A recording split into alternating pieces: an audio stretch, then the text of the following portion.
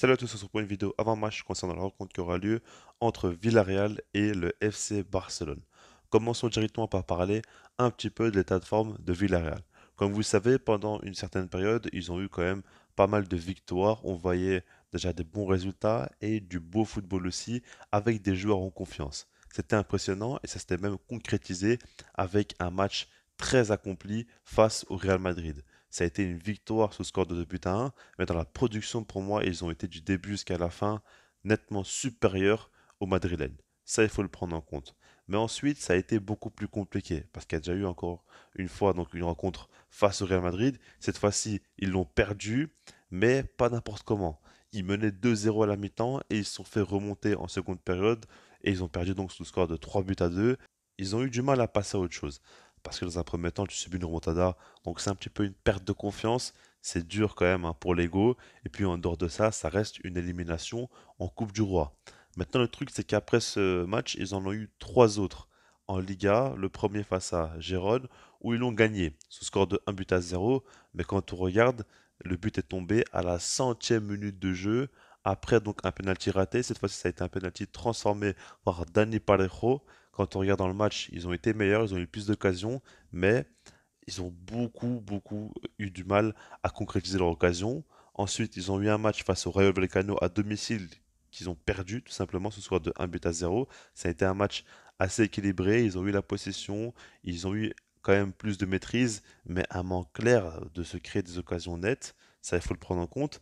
Et puis face à Elche, là maintenant, très récemment, où ils ont perdu 3-1 à l'extérieur, c'est une défaite assez lourde et c'est là qu'on voit vraiment que ils commencent vraiment à chuter en termes de niveau et puis il y a quand même un enchaînement de résultats négatifs pour eux. Maintenant, ils vont jouer face au Barça et ça va être encore une fois un match bien compliqué. Et puis, ce qu'il faut prendre en compte, ce que je n'ai pas dit jusqu'à présent, c'est que Quique Setien est le coach de cette équipe. On le connaît très bien, hein, le Catalan. Il a été coach du FC Barcelone et ça s'est quand même très mal passé. Maintenant, je ne pense pas non plus que ce soit un si mauvais coach que ça. Je pense que c'est un bon coach pour le championnat espagnol, qui a de bonnes idées de jeu, mais qui n'est absolument pas fait pour un top club.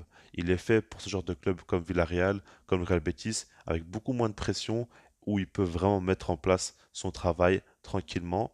Par rapport à ça, je pense qu'il peut vraiment embêter le Barça, surtout qu'il aura à cœur de faire un très bon match pour tout simplement son ego ou je ne sais quoi. Et là-dessus, on sait très bien qu'il va tout faire pour gagner. Et puis, ce qu'il faut prendre en compte, c'est que même dans le cas où Villarreal en ce moment est dans une période compliquée, jouer face au Barça, c'est toujours donc un match très motivant et en plus de ça, ça peut vraiment relancer une bonne dynamique chez eux et leur redonner beaucoup de confiance.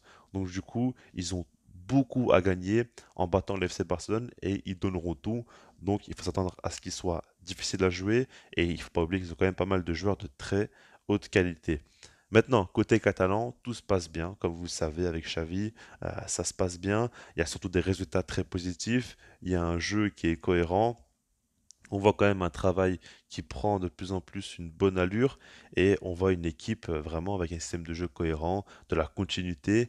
Et le seul véritable problème en ce moment, c'est qu'on a deux blessés. Dembélé, ça vous le savez, je ne vous l'apprends pas, qui va encore rater quelques matchs. Et puis plus récemment, Sergio Busquets. Alors je ne sais pas exactement quand il va revenir, mais pour moi c'est quand même une grosse perte. Il va falloir voir un petit peu comment le Barça va se comporter sans lui. Faut pas le prendre à la légère parce qu'en fait, en termes de profil, il n'y a pas de remplaçant à Busquets et le système de Xavi en ce moment fait jouer 4 milieux de terrain et porte beaucoup d'importance tout simplement au milieu. Et sans Busquets, ça va être compliqué parce que du coup, est-ce que tu demandes à De Jong d'avoir son rôle? Est-ce que tu veux que Kessié ait son rôle? Dans tous les cas, ça va changer un petit peu ta façon de jouer et il faudra s'adapter. Et il faudra voir comment ça va se dérouler. Par exemple, face à Villarreal, j'ai pas forcément très peur, mais face à United, c'est encore autre chose. On va passer maintenant à ma compo et je n'ai pas forcément pris de risque. J'ai mis donc la compo type en faisant donc quelques choix par rapport aux absents. Je vous l'affiche dès maintenant. On a Ter Stegen au but avec Koundé, Araujo, Christensen, Balde. On a Kessié, De Jong, Pedri et Rafinha, Lewandowski, Gavi. Alors, ce qu'il faut prendre en compte, c'est que par rapport à Rafinha, souvent, j'ai pas trop compris pourquoi Xavi continue à le faire jouer alors qu'il faisait des très mauvais matchs. Au final, lors de la dernière rencontre, il a très très bien terminé son match avec un but, une passe D. Déjà, il a été décisif et surtout, on a vu de belles choses. Il commence enfin à gagner de la confiance. C'est le moment à tout prix de donner la continuité. Si maintenant Xavi ne fait pas jouer, je ne comprendrai absolument rien de sa gestion parce que c'est justement ce qu'il a prévu. Parce qu'il voyait très bien qu'il est dans une période très compliquée, mais il a voulu jouer sur le fait qu'il donne de la continuité et qu'avec le temps, il pourrait se relancer.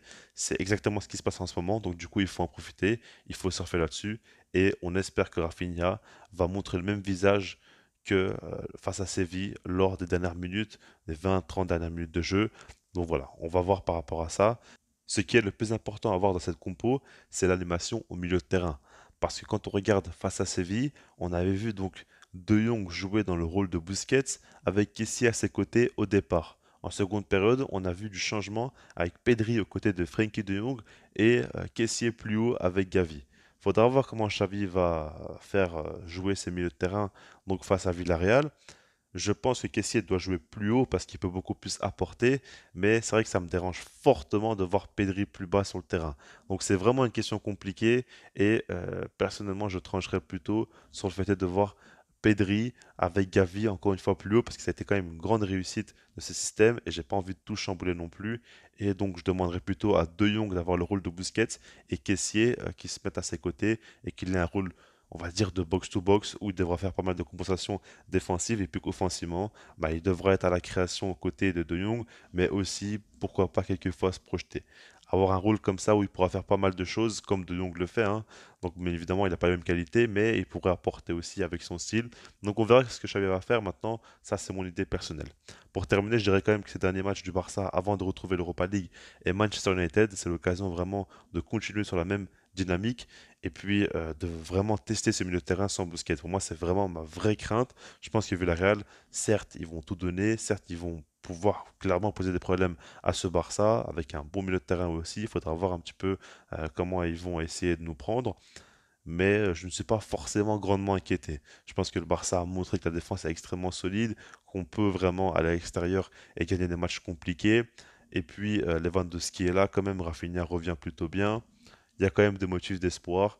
Donc voilà, je ne suis pas forcément inquiété. Et par rapport à ça, je m'attends à une victoire. Maintenant, il ne faut pas non plus croire que ça va être facile, hein. Jouer à Villarreal à l'extérieur, c'est jamais quelque chose de simple à faire. Donc on verra comment ça se passer. Je te donne comment tu en pensais par rapport à ce match-là. Et puis moi, je vous dis peace.